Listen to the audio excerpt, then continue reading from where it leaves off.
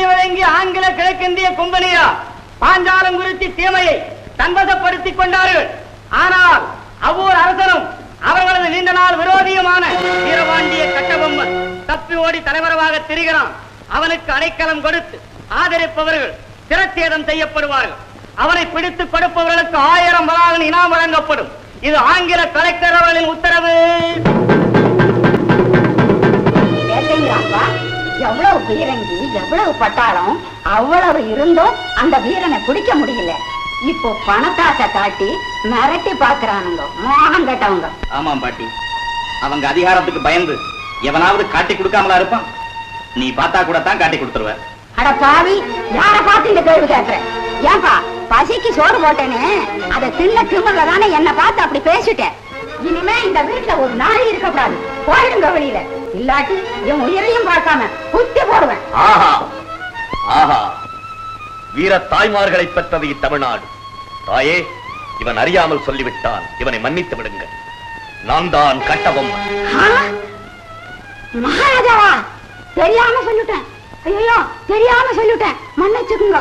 தாயே, தாயே, நீங்கள் தான் எங்களை மன்னிக்க வேண்டும். இவன் உங்கள் மனதை மிகவும் புண்படுத்தி விட்டான். ஹலோ, யார் மேன் வீட்டுல? யாரடாது? வெளியே டோர் ஓபன் பண்ணும்.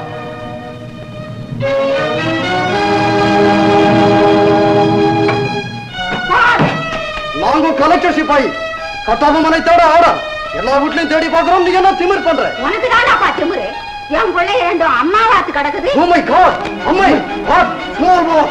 Oh my God!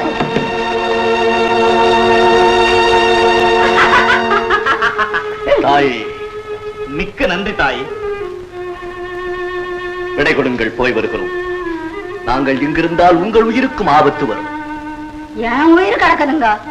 யார் கண்ணிலையும் படாம ஆயுசு பூரா இங்கே இருந்துருங்க மகாராஜா. நான் கஞ்சி ஊத்தி காப்பாத்துறேன். தாயே, இதற்கு கைமாறு செய்ய இப்போது என்னிடம் ஒன்றுமில்லை என்றால் இந்த உயிர் உள்ளவரை உங்களை நான் மறக்க மாட்டேன். வருகிறேன் தாய், வருகிறேன்.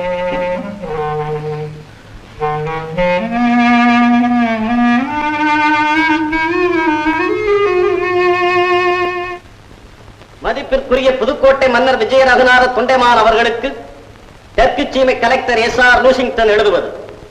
தப்பி ஓடிய வீரபாண்டிய கட்டபொம்மனும் ஊமத்துறையும் உங்கள் ராஜ்ய எல்லைக்குள் மறைந்திருப்பதாக எனக்கு தகவல் வந்துள்ளது. உடனடியாக அவர்களை தேடி பிடித்து எங்கள் வசம் ஒப்படைக்க வேண்டுவது உங்கள் பொறுப்பு.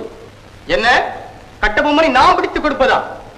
உத்தமன், வீரன், நமது நண்பன், அவரை காட்டிக் கொடுப்பது எப்படி சாத்தியமாகும் மந்திரியாரே? மன்னா, நிலைமையை சற்று சிந்திக்க வேண்டும். மந்திரி தானாவதியை தூக்கிலிட்டு தலையை மட்டும் எடுத்து முச்சந்தையில் நட்டு வைத்திருக்கிறார்களாம்.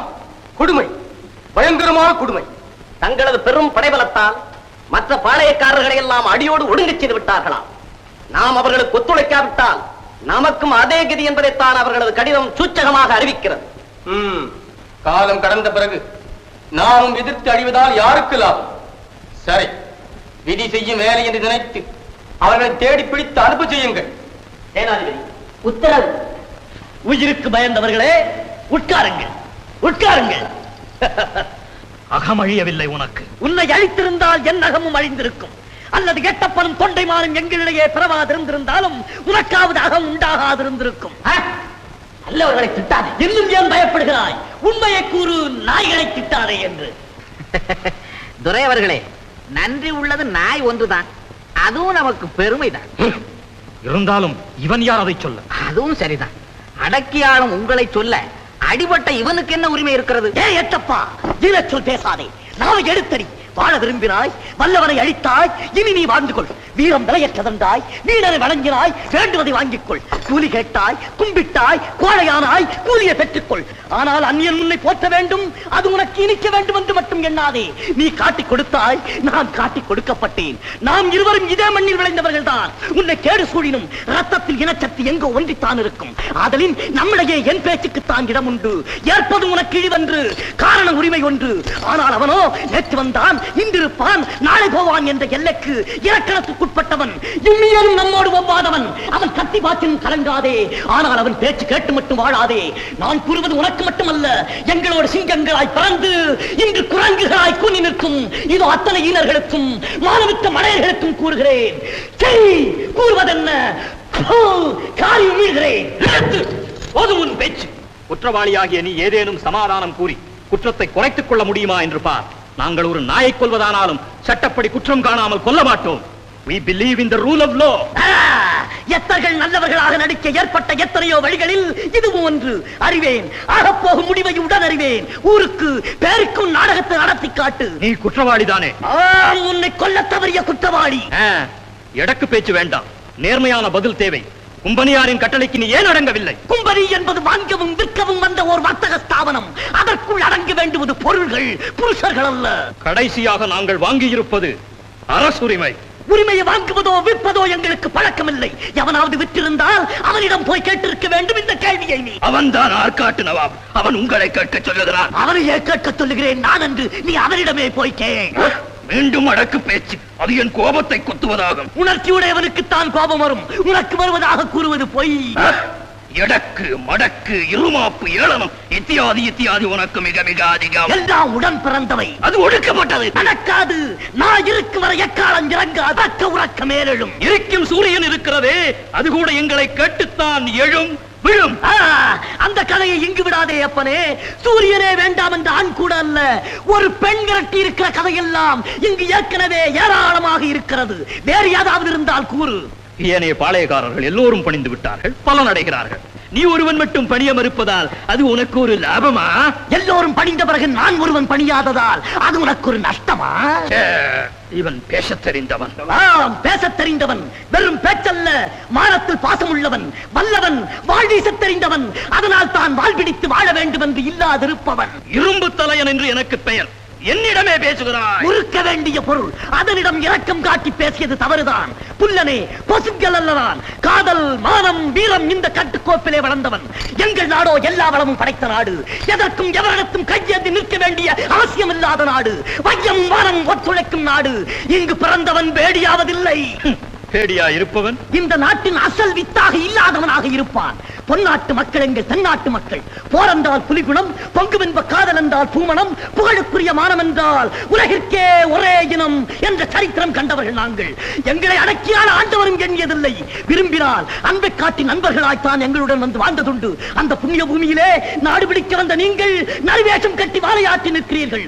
காலம் உங்களுக்கு கருணை காட்டினும் நல்லவர்கள் உங்கள் காலை பிடித்து வாழ மாட்டார்கள் என்பதை மட்டும் மனதில் நிறுத்திக்கொள். போதும் உன் புத்திமதி. மேலும் மேலும் குற்றங்களை கூடுதலாக்கிக் கொண்டே போகிறாய். நான் இப்பொழுதே தீர்ப்பு கூறப் போகிறேன்.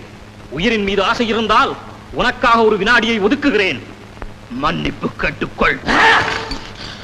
நான் மன்னிப்பு கேட்பதா? என் கை கட்டப்பட்டது இதுவரை உன் கழுத்து கழட்டப்படாமல் இருக்க. என் தாய் கேட்டிருக்க வேண்டுவதை அவள் தள்ளாத வயதிலும் பொல்லாத புலியாக உன் மீது பாய்ந்திருப்பாள். என் தம்பி கேட்டிருக்க வேண்டுவதை இந்நேரமும் பரங்கித்தலை உன் சீதளச்சீவையை நோக்கி பறந்தே போயிருக்கும். என் தமிழ் புலவன் மட்டும் இங்கு இருந்திருந்தால் அறம் பாடியே உன் ஆவியை கருக்கி இருப்பான். வீர தமிழ் குல பெண்மணி என் மனைவிக்கு மட்டும் இது புரிந்திருந்தால் இந்நேரம் உங்களுடன் தீப்பற்றி எரிந்திருக்கும். ஆனால் இங்கோ நாய்களும் பேய்களும் நயவஞ்சக பூனைகளும் வேசித்தனமும் ஆசைகுணமும் கொண்ட அடிவரடிகளும் குடிக்காரர்களும் கூடியிருக்க நீயும் கூசாமல் கேட்டுவிட்டு ஒதிய வரம் போல் இழுத்து பேசிவிட்டு ஓனான் குஞ்சு போல் உயிருடலில் ஊசலாட நின்று கொண்டிருக்கிறாய். என்ன செய்வேன்? என் நாடே, இந்த இழிவு உனக்கா எனக்கா? அடே எட்டப்பா, நான் இறக்கப் போகிறேன். என் புகழ் இருக்கும், ஆனால் உனக்கோ ஊரே சொல்லட்டும் போ. இவனை கொண்டு போய் அந்த புளிய மரத்திலே தூக்கலிடுங்கள்.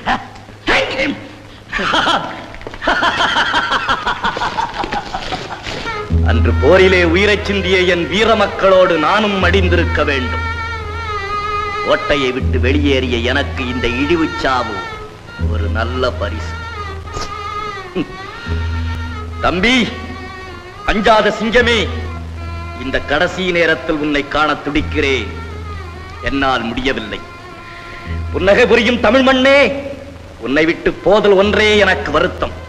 தருக்கர்கள் சிலரால் இன்று நீ தாழ்வுற்றிருப்பினும் எதிர்காலத்திலே ஆயிரம் ஆயிரம் இளம் காளையர்கள் உயிராக பேணுபவர் வருவர். உன் உயர்வை உயர்த்துவர். இதுவே எனது நிரந்தர ஆசி.